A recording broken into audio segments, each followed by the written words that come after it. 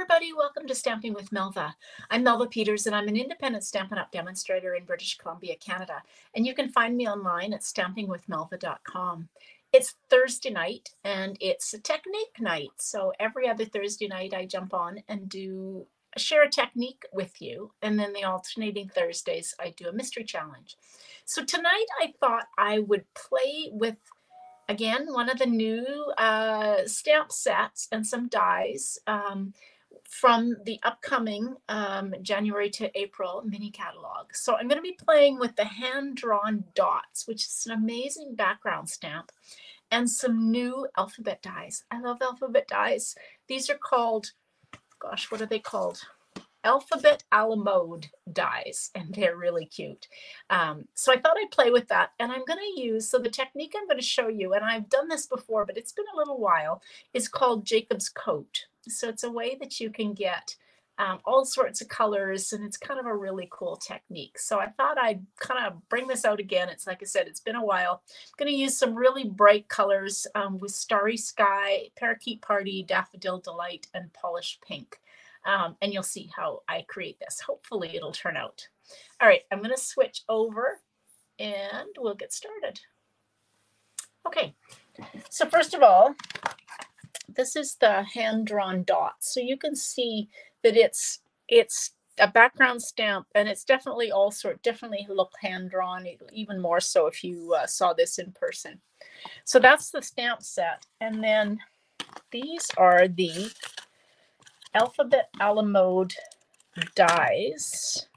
Now they are, I meant to look this up. Gosh, that's not helpful at all. I think they're just over an inch tall. Oh, actually they're just over an inch and a half tall, and about half an inch or so wide. So you can use them. Hello, welcome, Kay. You can use them for writing words. I'm just going to use 4 of them, and says HB. And the cool thing about these is they've got the numbers with them, and then some punctuation as well. So I'm going to go HB to you, as opposed to spelling out happy birthday. And we're going to pop them up using the foam sheets. Okay, so let's bring in the supplies that I have. I've got a piece of Starry Sky cardstock that is 4 1/4 by 11. And we're going to score that at 5 1/2. My bone folder, there it is. Okay, so that's the raised line. So fold into the mountain or the raised line. Hey, Leanne, welcome. Okay, so there's my Starry Sky card base.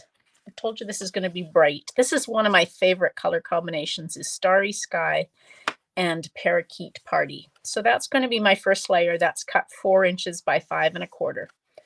And then I've got a piece of basic white. I've cut it 4 inches by 5 1/4 as well. Hey, Betty, welcome. And I'm going to trim this down because it's going to be too big, but I'm going to trim it down after I've got it finished. So the first thing that you want to do is start to apply different colors of ink kind of randomly. Oh, I actually have, so I've got Daffodil Delight, Polished Pink, Tahitian Tide, and Parakeet Party. So let's start with Parakeet Party. And I'm just going to use my blending brush, and I'm going to kind of randomly, now you do want this to be quite bold in color. And I'm just randomly kind of adding color to this. There we go.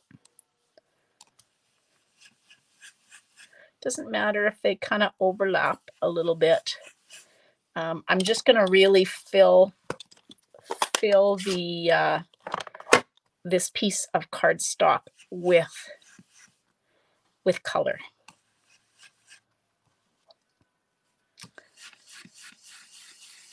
And I may go back over these a little bit. Looks like a party. Looks like a birthday party to me. Bright colors. let's kind of go back and fill in some of the gaps. So if you've ever done this technique, it's just kind of amazing when the colors start to pop out when you get to the next couple of steps. All right, I've got lots of color. Not really color that I'd be necessarily wanting to put on a card base or on a card, but it's going to look cool when we actually finish this. Okay, get my blending brushes out of the way. Okay, so the next thing we're going to do is we're going to stamp using the hand-drawn dots, and I just realized I probably don't have a stamp block big enough with me, so let me grab one. These background stamps, I typically use my Stamparatus, but this time I'll just grab, this is the F block, which is the biggest Stampin' Up! Has. I have a hard time with this because it's so big and my hands just have a hard time holding on to this. So when I do use it, I often will put my paper on top of it like that and then rub. Okay, so what I want to do is I'm going to take my embossing buddy and just go all over this. And we're going to stamp using, oops, Versamark. Okay, so that's got that. So we're going to ink up this with Versamark.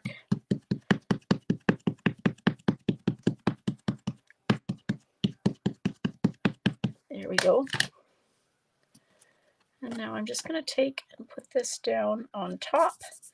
And then we're going to rub this so that we get the ink, the Versamark, transferred over.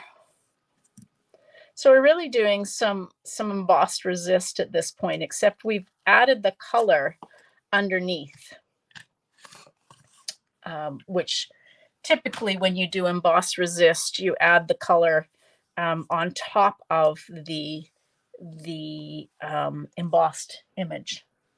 All right, and we're going to do emboss it using clear embossing powder.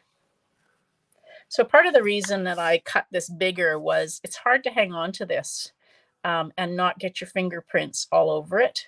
So this way I can kind of, if I get a fingerprint on it, I can trim it off.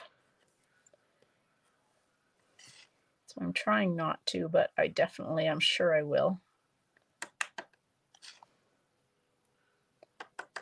There we go. So you probably can't see that, and there we go. So there's the dots. Hey Kathleen, there's the dots. Now I'm going to just use my tweezers that come with the Emboss Editions kit, and so hang on to this, and now bring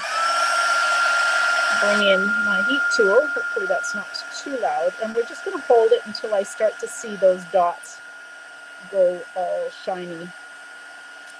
I find that the clear embossing powder doesn't take as long as, say, the metallics or even the white. So I'm just kind of tilting my head as I start to see it go shiny.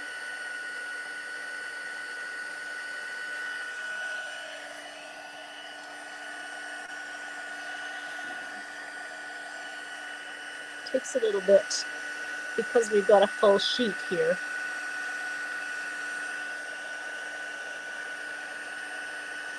So you might be able to start to see it going shiny, the little dots. This works well with any kind of image. I've done it, let's see, not recently. Like I said, I did it a few years ago with the Celebration image that had butterflies and flowers and hummingbirds and things on it, and it was really cool. So you can pretty much use any image that you want. It probably works best with a solid image as opposed to an image that is outlined. I'm just not sure you would get enough of the contrast. So hopefully these dots are going to show up. Okay. Just making sure I've got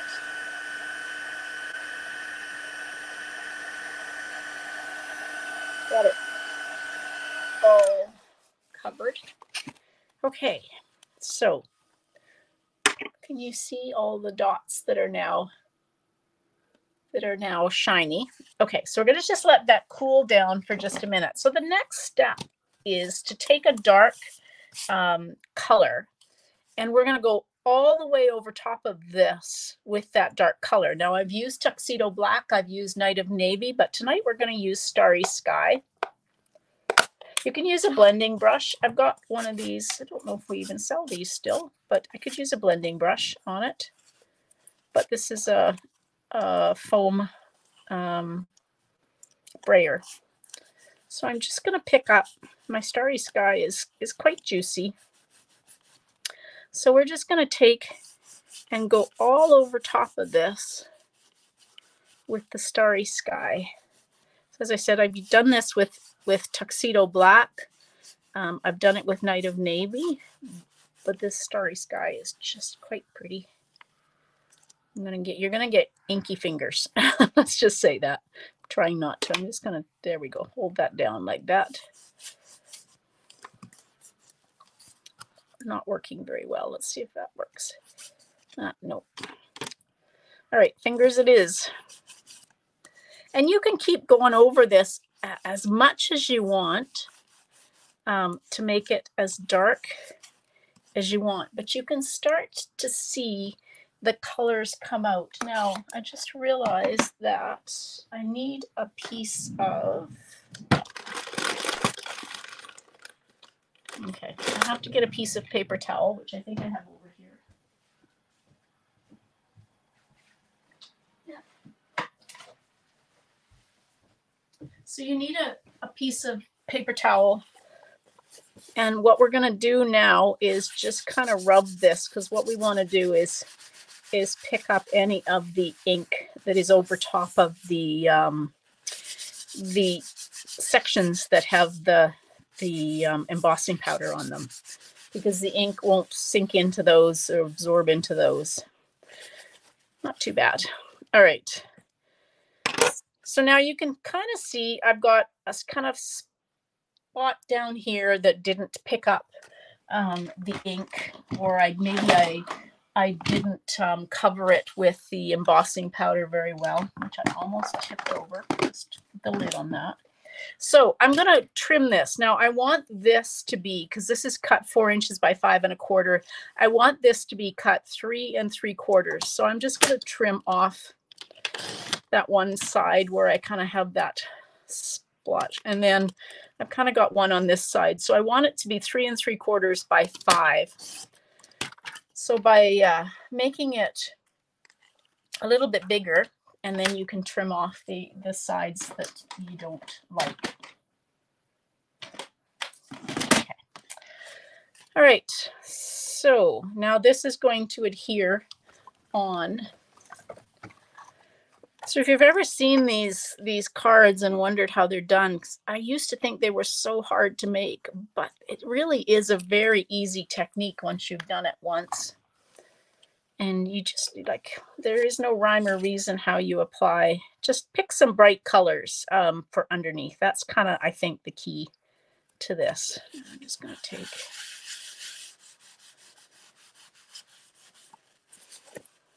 Okay, there we go. And then this is going to go on. And I realized I forgot ribbon and all of that, but we will.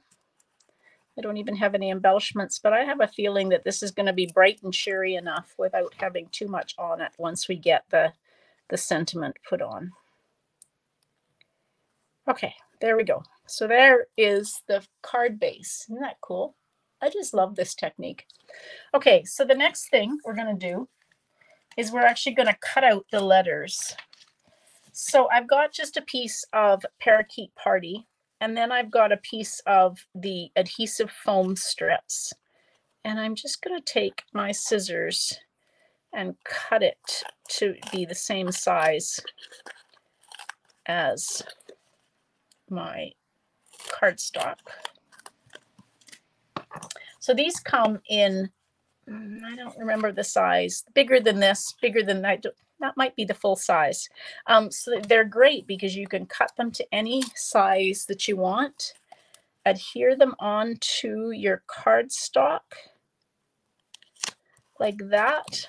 So before you cut out whatever die you want. And then we're going to take these alphabet dies, and we're just going to take and cut out. There's the H, there's the B. So we're going to do HB, and then the letter 2. I love these dies. I was so excited when I saw them in the catalog.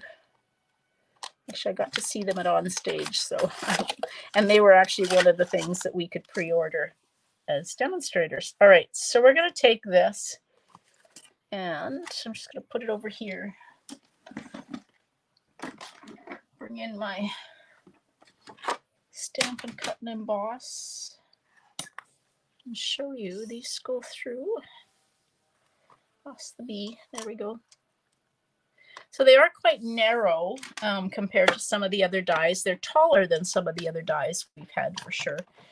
They are quite narrow, but they work very well with these, with the adhesive foam strips.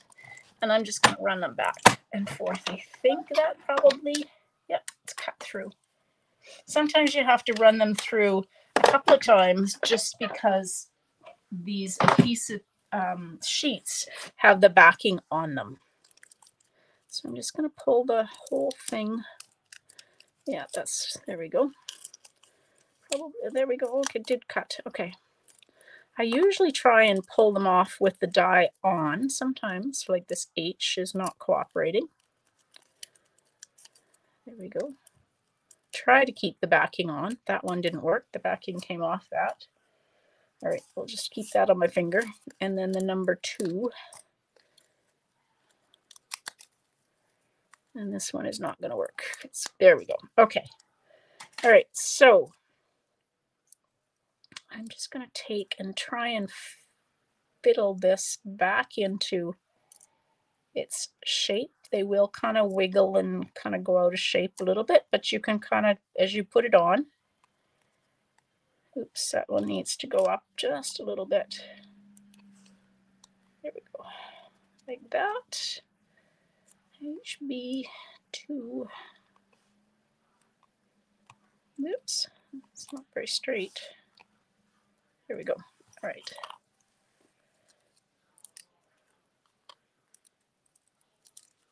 Take the middle out of the B. Backing off. Just makes it so easy to use these when you use the foam strips. You don't have to use the foam strips, but it just pops them up. Makes them look really cool. All right, that's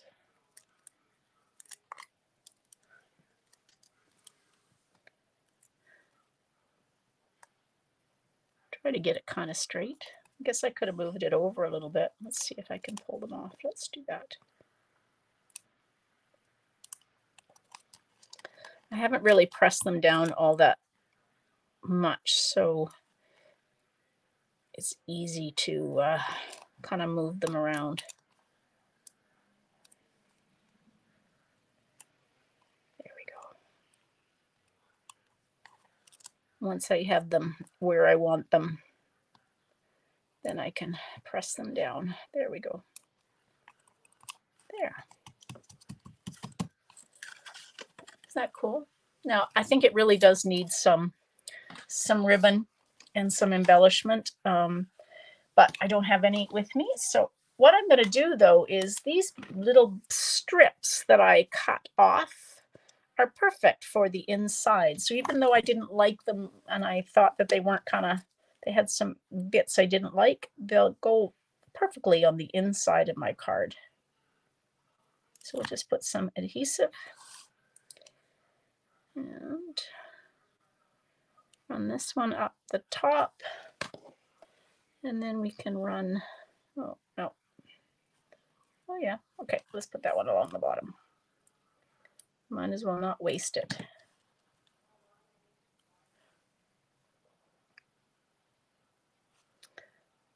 Like that, and then I will just trim this little excess piece off.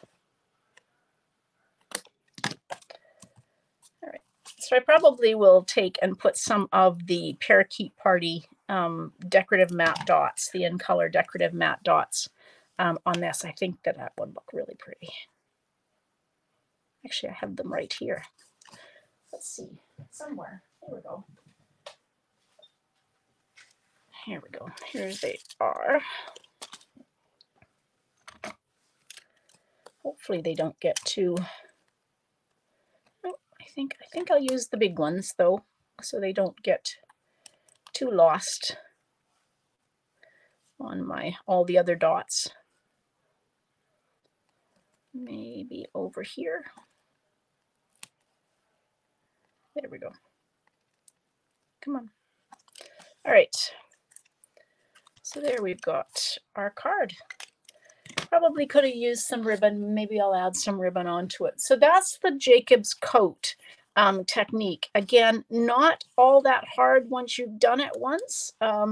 And you can use whatever color you want. Just make sure that when you're picking the color that you're going to go over top with, that you can get it dark enough. So tuxedo black, like I said, works. Night of navy, the starry sky, but you really want something dark that will just make the colors underneath pop. So there we go. So that's the new hand-drawn dots and alphabet a la mode dies. So those are both in the upcoming January to April mini catalog that launches to customers on January 5th. If you're a demonstrator, you can actually purchase these now. But as a customer, if you haven't seen the catalog, if you live in Canada, you don't have a regular demonstrator that you deal with and you'd like a catalog, just reach out to me. I'm happy to send you one in the mail. It's also celebration for January and February. So for every $60 in Canada, you can choose a free reward. All right, everybody, I will be back on Saturday. It's going to be a little later. Normally I'm alive about 11 on Saturdays, but I have a class. So it will be probably about 1 o'clock or so on Saturday. And then I will be back live on Sunday. So hopefully you will be able to join me then. All right, everybody, thanks for joining me. Happy stamping. Bye.